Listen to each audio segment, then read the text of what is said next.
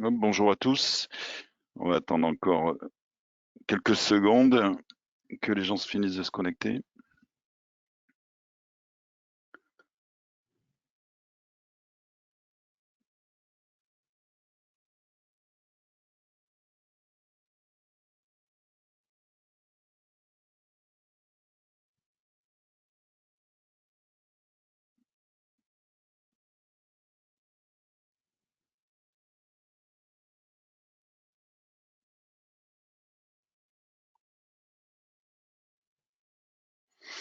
Allez, on y va. J'espère que les retardataires, entre guillemets, vont nous rejoindre. Merci d'être connectés. Je me présente, je suis Vincent Pacom, le directeur de Novancy. Vous allez avoir une présentation durant 15 à 20 minutes sur le thème du RGPD. Donc pour rappel, Novancy fait partie du groupe NVL. Le groupe NVL, c'est 220 collaborateurs en Aquitaine-Poitou-Charentes sur divers métiers, un métier opérateur hébergeur, un métier de l'applicatif sous IBM, un métier de la formation sous Elia et Novancy qui est spécialiste sur les notions de cybersécurité, infrastructure et infogérance. Donc le RGPD, c'est un thème qu'on a abordé, on va dire, dès le début, dès la sortie effectivement de la loi, donc en 2018. Cécile Pratt, qui est consultante DPO, donc certifiée DPO, va vous faire un petit retour d'expérience effectivement sur ces quelques années passées à accompagner nos clients en mise en conformité. C'est un démarrage qui était un petit peu long. Je pense qu'il y a une prise de conscience qui a pris un petit peu de temps. Puis il y a aussi effectivement une observation qui s'est tenue depuis 2018 avec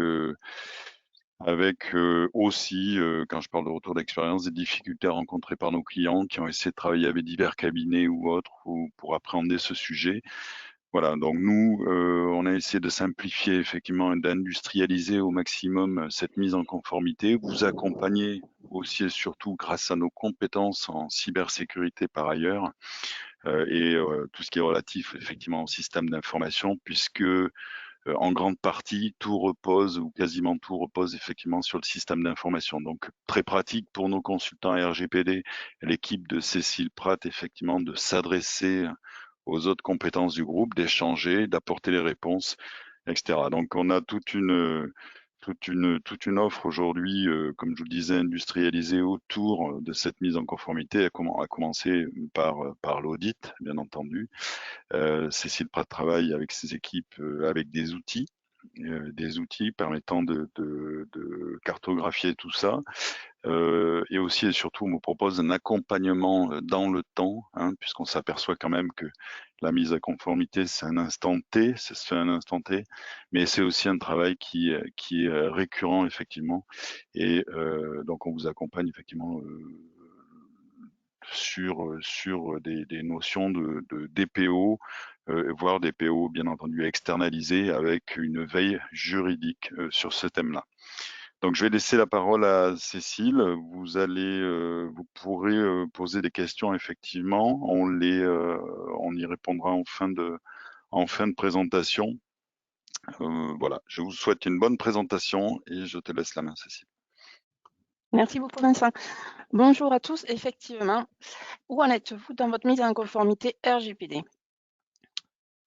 Alors, tout d'abord, qu'est-ce que le RGPD? Pourquoi le RGPD? Alors, si mon écran veut bien avancer. Donc, pourquoi on parle du RGPD? C'est à cause de nos usages, nos pratiques. Nous nous surexposons de plus en plus sur Internet. Nous mettons même nos enfants qui ne sont pas nés sur Internet et nous les communiquons à Facebook, aux GAFA, qui sont Google, Amazon, Facebook. Nous nous géolocalisons de plus en plus. C'est ainsi, par exemple, que les militaires de l'armée israélienne, en faisant leur sport, ont dévoilé les bases secrètes sur le net. Donc, en parallèle, on se dévoile de plus en plus, mais on veut surtout se faire oublier que nos erreurs ne soient pas visibles et connues de tous. Et on va avoir le contrôle sur nos informations, savoir où elles vont, qui a accès à quoi, pourquoi.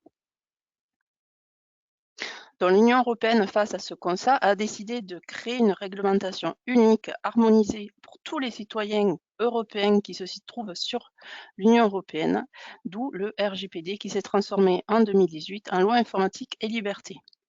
Alors, au sommaire de ce webinaire, nous verrons les grands principes et les obligations qui incombent aux chefs d'entreprise ou autrement dit les responsables de traitement, les nouveaux droits des personnes fichées et la question subsidiaire, est-ce qu'on peut y échapper? Bien sûr que non.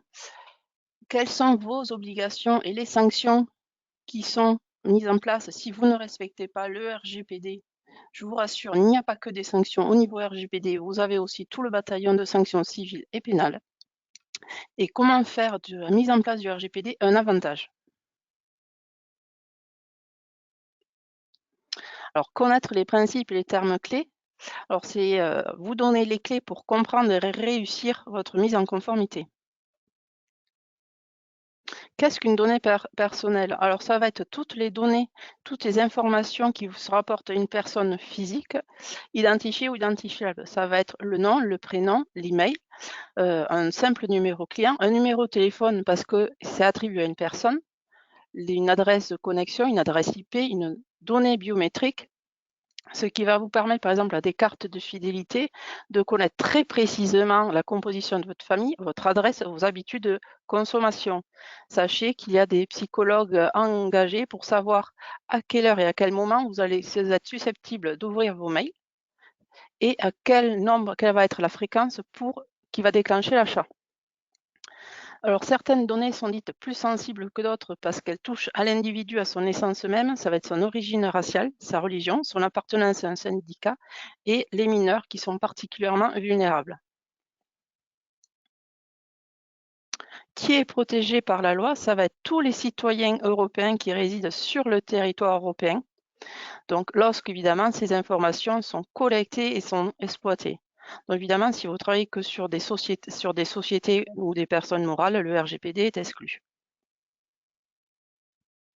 Qu'est-ce qu'un traitement de données personnelles? Ça va être toutes les infos que vous collectez, toutes les manipulations que vous allez faire dessus. Ça va être l'organisation, la conservation, la modification, tout ce que vous allez communiquer et à quoi cela va servir. Vous devez vous poser toujours la question de à quoi cela va servir. Pour combien de temps? Est-ce que vous en avez besoin encore? À quoi cela vous sert? Et tous les supports sont concernés.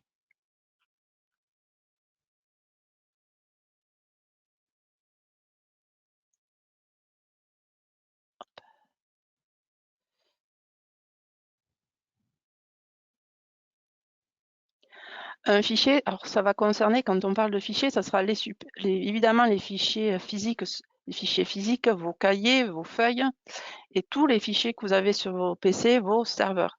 Toutes les manipulations que vous allez faire de ces données, un tableau Excel, des dossiers de candidature, ce sont des fichiers qui font l'objet d'un traitement parce que vous les manipulez, vous en faites quelque chose. On pensez aussi aux enregistrements vidéo, aux applications Internet, toutes les innovations qui peuvent collecter de données personnelles, que ce soit le nom, le prénom, les adresses IP, tout ce que vous allez en faire. Le RGPD s'articule en plusieurs principes qu'on a tenté de synthétiser. Donc, quand vous collectez des données, vous devez vous justifier pourquoi vous les collectez. C'est la base juridique. Alors, la base juridique, c'est pourquoi vous collectez, d'où vient votre autorisation à prendre cette donnée. Ça va être le consentement de la personne, si vous utilisez un contrat, si la loi vous l'impose, par exemple comme les impôts, si c'est sur les sauvegardes des intérêts vitaux, par exemple si la personne est blessée et que vous devez la soigner, bien évidemment que vous n'allez pas demander son accord, vous allez agir.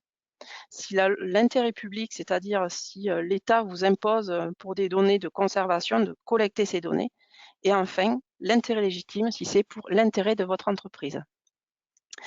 Quand on parle de minimisation, c'est-à-dire vous devez collecter juste ce dont vous avez besoin, pas plus. Les données doivent être exactes, mises à jour. Vous devez définir une politique de conservation de données, c'est-à-dire est-ce que vous avez besoin de ces données pour 1 mois, 2 ans, 3 ans, sachant que le législateur a défini des durées de conservation. Certaines données doivent être conservées 10 ans, 50 ans. Confidentialité, c'est savoir qui a accès aux données, qui dans l'entreprise a accès aux données et pourquoi il y a accès. La sécurité, ça va être la sécurité des locaux, comment on rentre dans votre entreprise, comment on rentre dans le bureau, comment sont sécurisés vos placards, comment sont sécurisés vos ordinateurs. Est-ce que vos ordinateurs, il y a un pare-feu, il y a un antivirus? Est-ce que quand vous quittez votre poste de travail, vous verrouillez votre écran ou pas? Et quand on parle d'une finalité, un traitement, ça veut dire c'est quel est le but de votre collecte? Pourquoi vous collectez? Donc, comme je vous disais, les bases légales, vous devez obligatoirement vous trouver dans un des 6 cas. Que ce soit l'exécution d'un contrat, pour exécuter un contrat, la loi l'impose, une mission d'intérêt public ou relevant de l'exercice d'autorité publique. L'intérêt vital, c'est quand il y a un danger pour la personne. Le consentement, c'est la personne a donné son accord pour la collecte et l'intérêt légitime. Alors, le RGPD aussi s'intéresse aux données qui circulent. C'est-à-dire que dans le RGPD a voulu harmoniser la circulation des données au sein de l'Union européenne, dont tous les États européens ont, par le principe de réciprocité, harmonisé le niveau de protection. Vous pouvez très bien communiquer à des pays étrangers si une décision d'adéquation existe par la Commission européenne. Alors sachez que les données qui vont aux États-Unis, c'est très problématique pour les données qui partent aux États-Unis parce que les Américains, depuis le Privacy Shield et le Privacy Act, ont décidé que toutes les données qui étaient collectées par Google et par Google notamment, ils y ont accès, ils se donnent le droit d'y accéder. Donc évidemment, si vous utilisez Gmail ou les applications de Google Maps, les États-Unis vont collecter vos données. D'où les validations du Privacy Shield et la Commission européenne qui a retravaillé les clauses contractuelles type pour harmoniser, pour sécuriser les données des citoyens qui circulent. Donc vraiment pensez que quand une application est gratuite, c'est vraiment vous le produit. Vous êtes des produits. Alors bien évidemment, vous ne pouvez pas collecter tout et n'importe quoi. Vous ne pouvez pas faire de fichiers ethniques. Vous ne pouvez pas créer de fichiers d'infraction si vous n'êtes pas un cabinet juridique ou une autorité judiciaire. Vous ne pouvez pas cumuler des casiers judiciaires de vos salariés ou des infractions routières. Bien évidemment, vous pouvez conserver les dossiers pour les procès en cours de votre entreprise. Sachez que si vous utilisez des fichiers illégaux, par ricochet, les vôtres l'est aussi. Donc tout ce que vous allez faire à partir de ce fichier légal deviendra illégal de fait.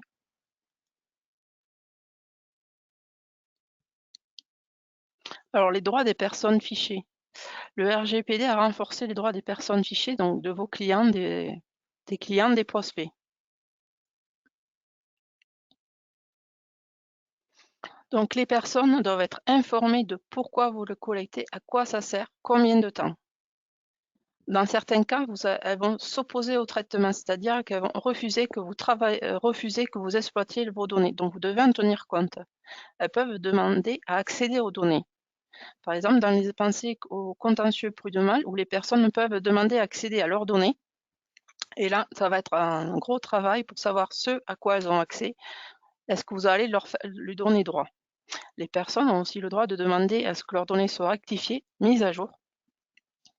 S'agissant du droit de la portabilité, c'est-à-dire que les données doivent être communiquées dans un format adaptable et lisible. Et vous, entreprise, quand vous recevez une sollicitation de cette personne, bien évidemment, vous ne lui répondez pas tout de suite. Vous avez un délai de 1 mois pour lui répondre, voir si vous faites droit à cette demande, si vous refusez. Sachez qu'un défaut de réponse la personne peut saisir la CNIL et peut-être déclencher un contrôle. Sachez évidemment qu'il n'y a pas que les sanctions du RGPD corollaires à ces droits-là. Sachez qu'il y a des sanctions pénales. Des sanctions pénales pour non-respect. Par exemple, non-respect du droit à l'information, c'est 1 500 € par personne.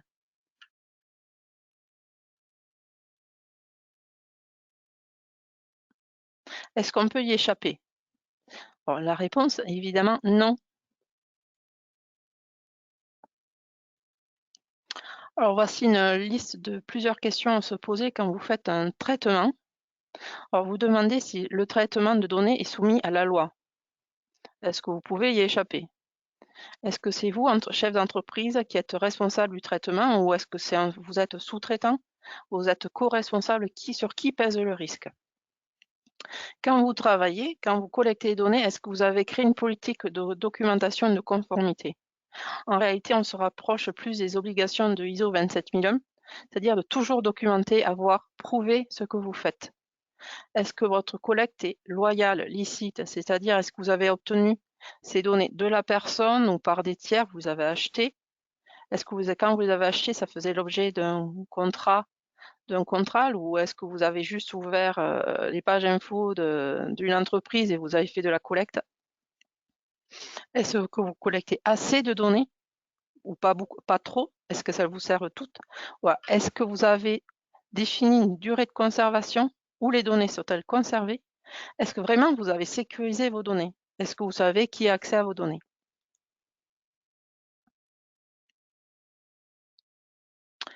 Après, on revient à tout ce que je vous ai dit plus haut. C'est est-ce que voilà, vous collectez des données sensibles? Vraiment, interrogez-vous sur ce que vous collectez. Est-ce que cela vous sert? Où elles vont? Qui a accès? Et est-ce que vos partenaires commerciaux sont eux aussi en conformité? Parce que le RGPD fait peser aux responsables de traitement une obligation de vérifier si ces sous-traitants sont en conformité. Parce qu'eux aussi doivent manipuler les données personnelles. Donc, ce contrôle se fera par des audits et votre sous-traitant devra démontrer sa conformité. Donc, quand vous collectez les droits des données sur les personnes fichées, vous devez aussi mettre en place des procédures pour leur permettre de vous répondre, de refuser. Est-ce que vous avez besoin de faire des études d'impact?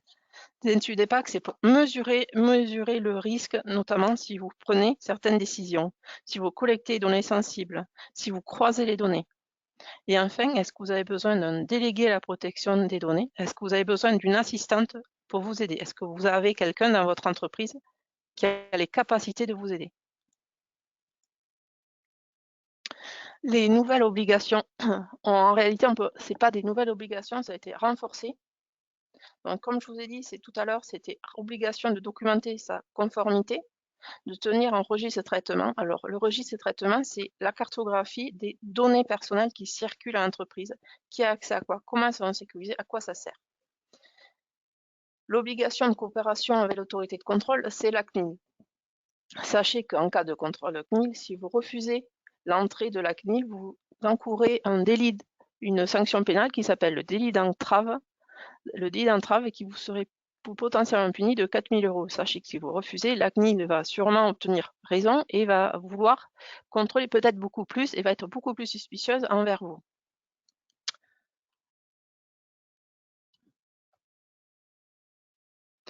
Vous devez toujours créer des procédures de protection des données, vous devez réaliser des audits, vous devez vous occuper aussi de notifier les violations des données personnelles à la CNIL et aux personnes concernées. C'est-à-dire si vos données sont manipulées, disparues, si une atteinte à la disponibilité des données personnelles, du moment où il y a une certaine gravité, vous devez informer la CNIL dans un délai de 72 heures et les personnes concernées s'il y a un risque grave, important. Sachez qu'en général, ça se passe lors, par exemple, des cyberattaques ou lorsque des pertes matérielles, destruction de matériel. Alors les sanctions, je pense que vous les connaissez tous. Alors ça va de 10 millions jusqu'à 2% du chiffre d'affaires si les données ne sont pas sécurisées dès le départ ou dès la conception, si vous n'avez pas réalisé de PIA, et de 4% ou 20% du chiffre d'affaires annuel pour manquement aux droits des personnes. Tout ce que je vous disais, c'est les droits d'accès, rectification, d'opposition, droit à l'oubli.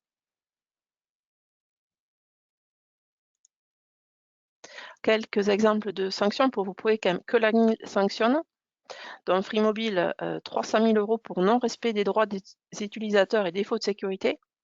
La RATP, 400 000 € pour un détournement de finalité, c'est-à-dire que les données collectées avaient servi à autre chose que le but initial et pas de durée de conservation.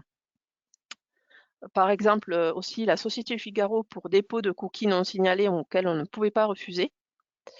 Alors, pour la société Nestor, c'était une collecte illégale de données via la prospection. C'était un entrepreneur qui avait collecté les données sur société.com et qu'ils avaient compilé et revendu. Il a été pris une amende par la CNIL. La société a fait faillite et a été mise en liquidation depuis parce qu'il n'a pas pu faire face à la sanction.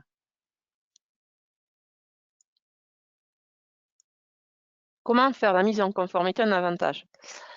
Donc, le DPO, c'est une personne essentielle à votre organisme. C'est lui qui va être au cœur de tous les projets, qui va vous aider à accroître votre sécurité juridique, qui met des procédures conformes, qui va, par son action, vous permettre de sécuriser vos données, de minimiser, et ça va être l'interlocuteur de vos clients. Et en cas de contrôle de la CNIL, ça va être lui principalement qui va gérer l'accompagnement de la CNIL, les interactions avec les autorités.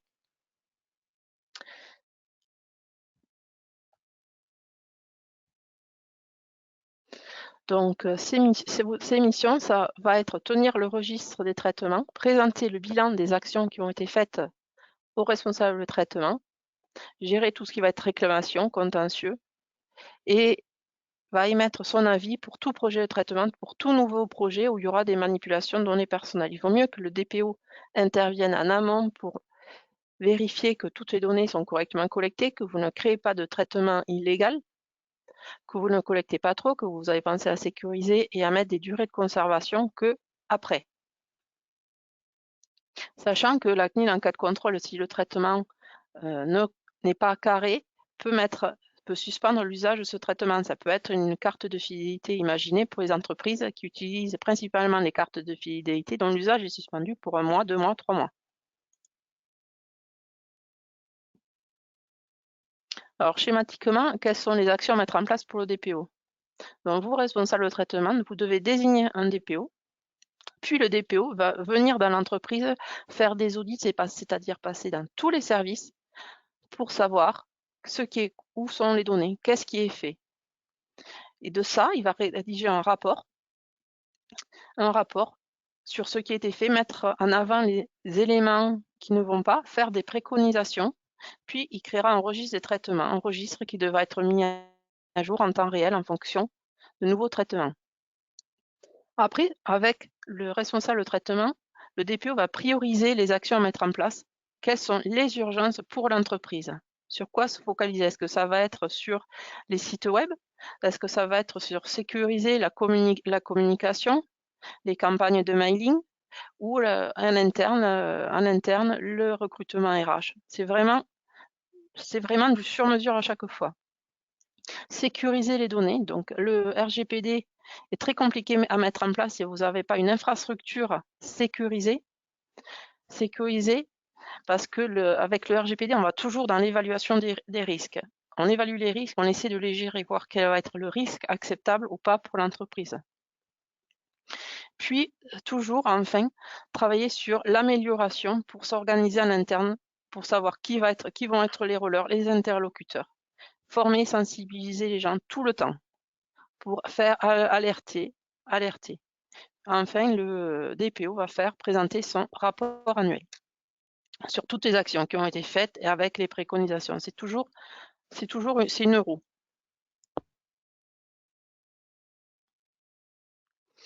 Enfin, le RGPD, donc c'est pour encadrer les données, c'est le contrôle des données, une harmonisation au niveau européen, notamment au niveau des règles de la concurrence, parce que toutes les entreprises européennes ont les mêmes règles.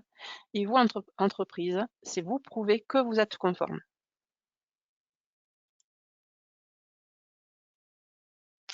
Tout ça, c'est moi. Donc, moi, je suis DPO certifiée auprès du CNAM. Je suis certifiée Lead Auditor et Lead Implementor. Avec mon partenaire Géraldin Libank, nous travaillons chez Novinci en accompagnement des entreprises, que ce soit des milieux paramédical, des entreprises, des PME, toute taille. Et on s'adapte à vos besoins. Merci beaucoup de votre attention. Merci Cécile pour ta présentation. Alors, nous vous rappelons que vous avez le chat où vous pouvez poser vos questions et Cécile y répondra, comme il nous reste quelques instants.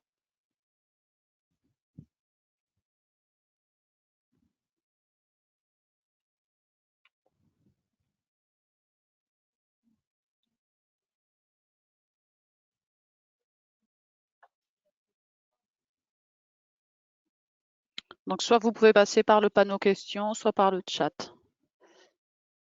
Ou lever la main si vous voulez qu'on vous ouvre le micro.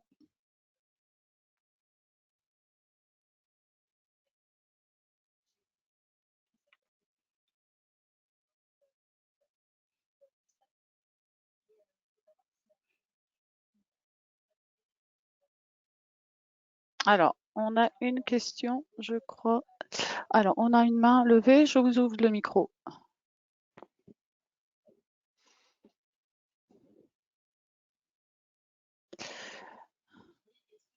Alors, votre Bonjour. micro est ouvert. Ah, voilà. Bonjour. Vous m'entendez? Bonjour. Oui, Voilà, on vous bonjour. entend. Ça résonne, mais on vous entend. Il y a un Ouais, parce écho. que j'avais pas prévu au départ, mais en fait, c'est Ok. mon PC. Bonjour, donc moi, c'est Jean-Marc Blanchard, alors au sommaire.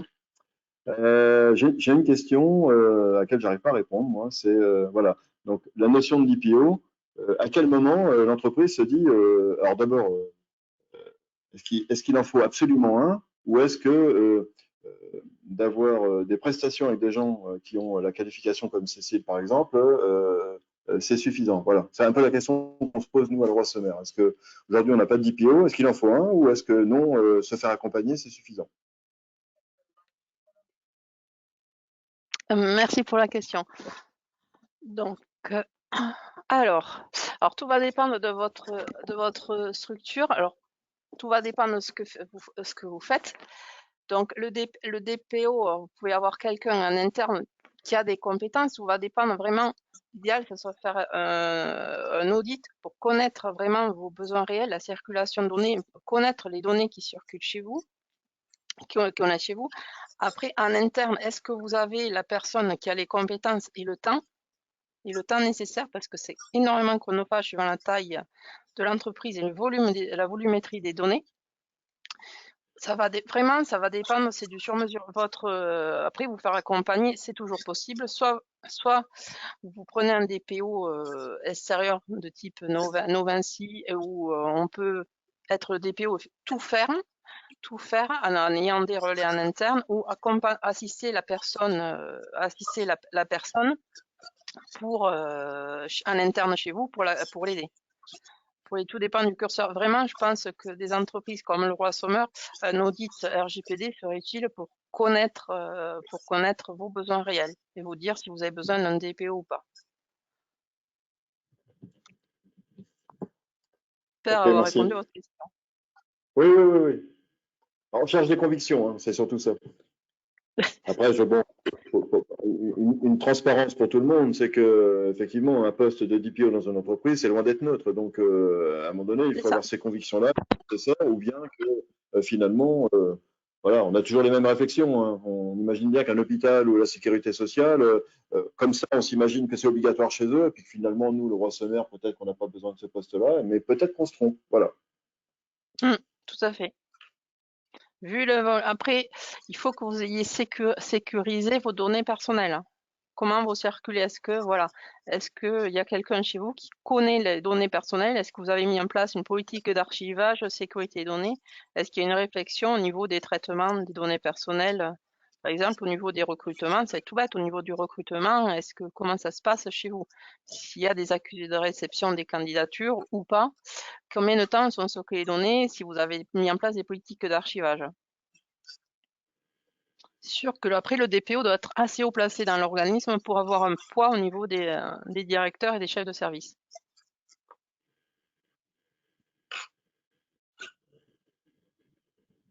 Merci pour moi. Est-ce que nous avons d'autres questions? Donc, pareil, si vous voulez lever la main ou passer par le chat.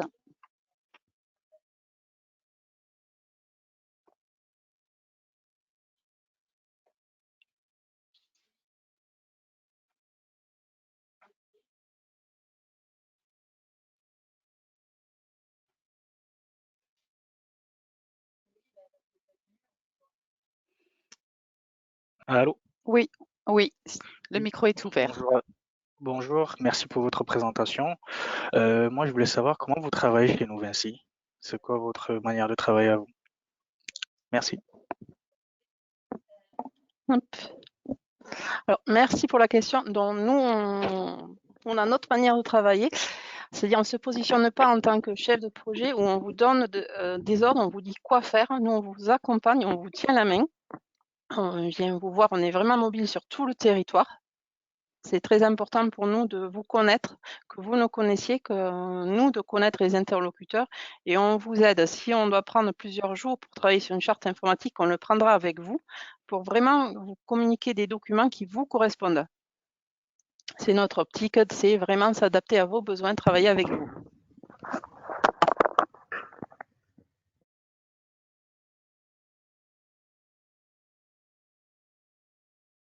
Merci. Est-ce que nous avons d'autres questions?